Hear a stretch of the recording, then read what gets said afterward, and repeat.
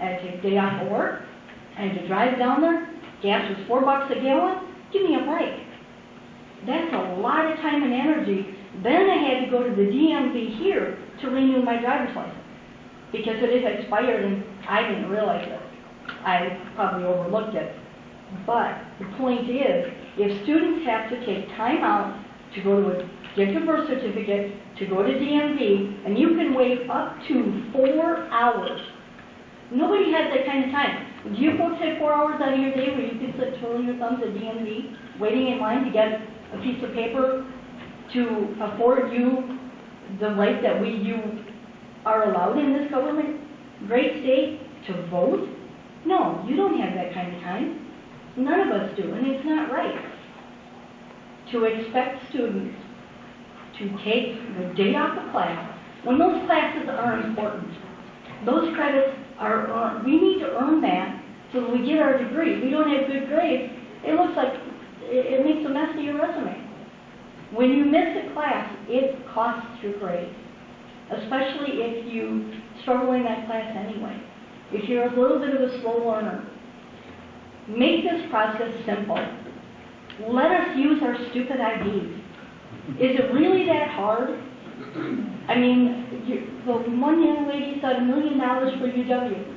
I don't think Madison College has that kind of money to put into modifying our IDs. Our ID has the date it was issued and our signature on it. That should be good enough. And our photo.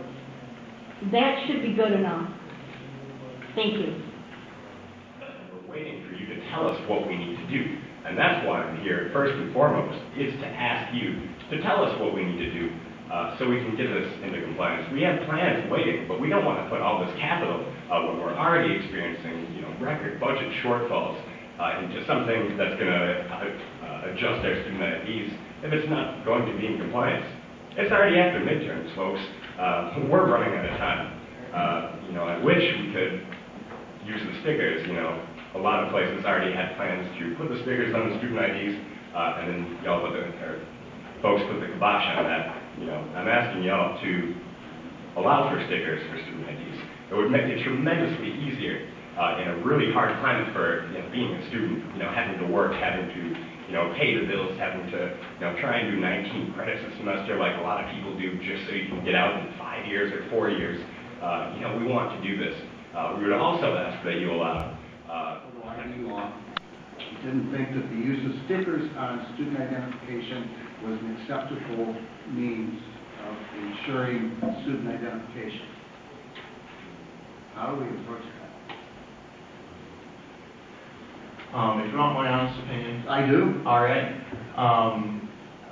Then I would have to say allow it. I mean, just to be frank. At the end of the day, I think if someone really wants to falsify a document, if someone really wants to vote when they shouldn't be voting, they're going to find a way to do it. At the end of the day, I question myself frequently as to what problem is this policy solving as a student of public policy. And so I ask in your implementation and your decision making on that to allow for some ease, some leniency in that policy that will allow students to vote in the current voting culture that we have, which, in comparison to other countries isn't all that impressive from time to time. But still, I know I enjoy exercising my right to vote, but at the same time, I don't enjoy jumping through 10 hoops. I believe that's a fair answer to your question. It's an answer. Do you have a Wisconsin driver's license? Indeed I do. So you can use that for proof of identification? Yes, I can. Resourceful person, listening to the arguments of the articulate college students. I'm also a property owner, and I would like to point out a few things. With stickers, college students are pretty resourceful. They could duplicate these, and there's no way of proving if they were the original or not. So I can't even imagine that this would be an option. But if I were to get an apartment, if I were to get a job, as I make all my applicants, I have to prove, or I have to figure out or know if there are felons.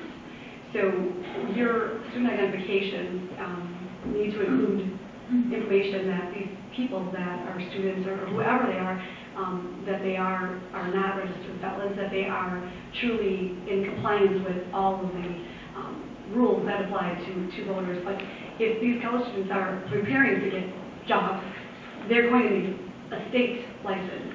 The state ID does not take that long to get. There's a brand new G.A.B. where I live. I just was there 45 minutes later. I was dealt with a new ID. $14. They can't take the time away from their college, getting their classes and their credits, but yet they can drive here from all over the state, as we've heard today.